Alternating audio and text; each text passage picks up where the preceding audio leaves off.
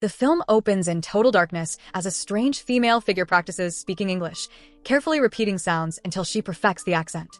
Meanwhile, in the mountains of Scotland, a biker speeds along a dangerous road before stopping near a ditch. He disappears briefly, then returns carrying the dead body of a woman, which he loads into a van. In a mysterious white void, the female removes the dead woman's clothes and puts them on, preparing to take over her role. She notices an ant crawling on the body and studies it with curiosity before crushing it. Moments later, she appears inside a rundown building, exits calmly, and drives away in the van as the biker leaves on his motorcycle. She heads to a shopping mall, buying clothes and makeup to complete her disguise. Once ready, she begins driving through the city, carefully observing men on the streets. Crowded areas don't interest her, so she moves to quieter neighborhoods. There, she stops to ask lone men for directions, striking up conversations to learn whether they have friends, family, or obligations. If a man mentions someone waiting for him, or if police are nearby, she immediately leaves. When she finds isolated men with no close connections, she offers them a ride. During the drive, she flirts just enough to lure them in. She takes them to abandoned buildings, slowly undressing to hold their attention. As the men approach her, they suddenly sink into the floor and vanish. It is revealed that the woman is an alien using a human body to capture men and send them to her planet as food. The dead woman from the beginning was also an alien hunter, and this one has replaced her after her death. The alien continues her routine until she reaches a beach, where she observes a family with a baby and a man swimming alone. When the swimmer comes ashore, she approaches him, but their interaction is interrupted by screams.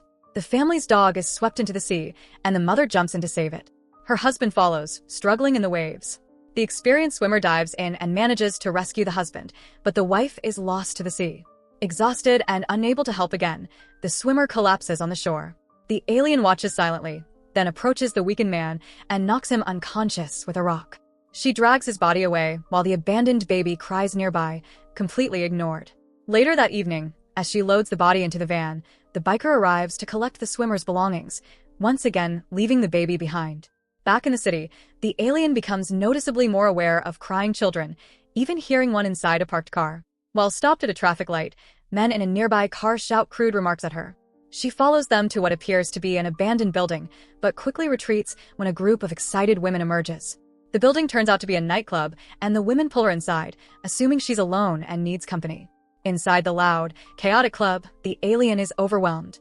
She slips away from the group, moving through the crowd until she reaches the back rooms. Trying to escape, she enters a lounge instead, where one of the men from earlier flirts with her. She dances with him and eventually lures him to another location. As usual, she undresses slowly while the man follows her, only to fall into the dark void beneath her feet. Inside this strange space, he floats and encounters another trapped victim. They try to speak but cannot make any sound. As they touch fingers briefly, the other victim drifts away. Suddenly, a loud noise echoes, and the first man bursts apart, leaving only his empty skin floating in the darkness. Meanwhile, the harvested bodies are transported through a conveyor system toward a glowing hatch, feeding the alien species. The next day, while stopped in traffic, a boy hands the alien a rose from a man in a luxury car. When she touches it, the thorns prick her finger, and she notices she is bleeding, something she seems disturbed by. On the radio, a news report confirms the swimmer's body has been found, while the wife and baby remain missing. The search has been suspended due to heavy fog. Instead of continuing her hunt, the alien spends the day observing women and children. Eventually, she forces herself to resume her mission and picks up another man, but she is distant and barely speaks, making the encounter awkward. Still, she takes him to the dark room. Later, the alien is seen in another dark space as the biker inspects her closely. He appears suspicious, sensing that she may be becoming too human. However, finding no clear proof, he leaves her alone. Afterward, the alien walks down the street and suddenly trips, falling face first onto the pavement. She remains there without moving, even as people gather around her. They help her stand and ask questions to make sure she's okay, but she doesn't respond and simply walks away. As she continues wandering, she begins to observe humans as individuals for the first time, people of all ages, races, and genders, each living different lives and expressing different emotions. That night, she drives the van again and notices a man walking alone, but chooses not to approach him. Suddenly, another man appears at her window and starts talking, though she can't hear him through the glass. When she lowers the window slightly, the sound of a passing train drowns out his voice. At that moment, his gang surrounds the van, banging on it aggressively, with one of them even jumping onto the hood. They demand she come out, but after staring briefly, she drives away. Not long after, she stops for a man with a severely deformed face. As usual, she asks for directions and convinces him to accept a ride. She tries to flirt, but struggles, unable to rely on her usual methods. Instead, she compliments his hands and asks about his life.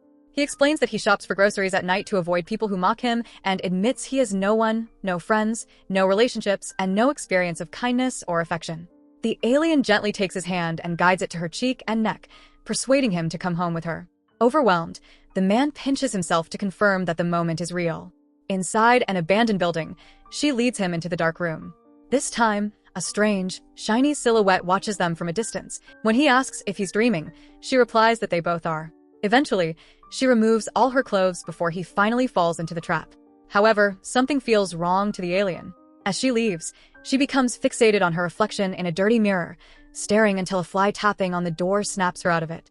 It is then revealed that the deformed man is still alive. She abandons him outside the building and drives away. Naked and disoriented, he wanders through the fields in a dazed state. Meanwhile, the biker speeds through the mountain roads to a small town.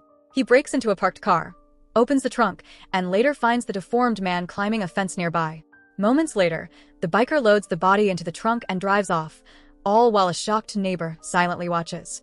The next day, the alien arrives at a beach shrouded in heavy fog. She hears birds chirping and a man singing somewhere in the distance.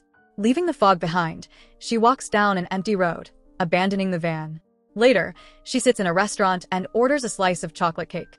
Trying it for the first time, she immediately spits it out in disgust, drawing stares from other customers. She returns to the road, hoping to leave the town, but is told that a bus will arrive soon. On the bus, the driver tries to talk to her, but she ignores him. A passenger checks on her, and when the driver intervenes, she admits that she does need help. The man gets off the bus with her, gives her his jacket, and takes her to a grocery store. Afterward, they go to his home, where the alien notices neighbors watching her closely. The man prepares lunch and puts on a comedy show, but she doesn't eat and fails to understand humor. While washing dishes, he listens to music and sways to the rhythm. Slowly, she taps her hand along with the beat, finally connecting with something human. That night, he offers her tea and a heater, then leaves her alone in the guest room.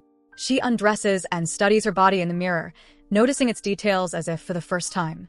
Meanwhile, the biker discovers the dirty mirror in the abandoned house and alerts his team. They split up to begin the search. The next morning, the alien and the man go for a walk. When they reach a deep puddle, he lifts her and carries her across. Later, they visit the ruins of an old castle, where she is overwhelmed by the height. He gently guides her down the stairs, encouraging her with calm words until they reach the bottom. Back at the house, she allows him to kiss her, and the moment quickly becomes intimate. However, when he tries to go further, he can't find a way. Confused, the alien examines her own body and grabs a lamp for a closer look. She realizes she has no openings at all. The human body is merely a disguise. Devastated by the truth that she can never fully be human, she gets dressed and runs into the rain. Lost in the woods, she encounters a forest ranger who warns her that it's easy to lose one's way, though he claims to understand her desire for solitude. After wandering for some time, she finds a small stone shelter used by hikers. Inside, she stares at the soot-covered fireplace, zips up her coat, and curls up in a corner to rest. Later, she wakes to find the ranger touching her without consent. She shoves him away and runs, constantly checking behind her. She hides among the trees until she believes she's safe, then reaches a road and climbs into a logging truck. When the ranger suddenly appears again, she desperately honks for help, but no one comes. She flees once more, with the ranger chasing her through the forest. He eventually catches her and throws her to the ground. As he tries to tear off her clothes, she fights back with all her strength. During the struggle, he rips her skin so violently that the human disguise peels away, revealing what she truly is. Horrified, the ranger runs off. The alien stumbles through the woods, dizzy and in pain, until she collapses and removes the damaged costume entirely. She cradles the hollow head in her lap, staring into its blinking eyes, finally accepting that she will never be human.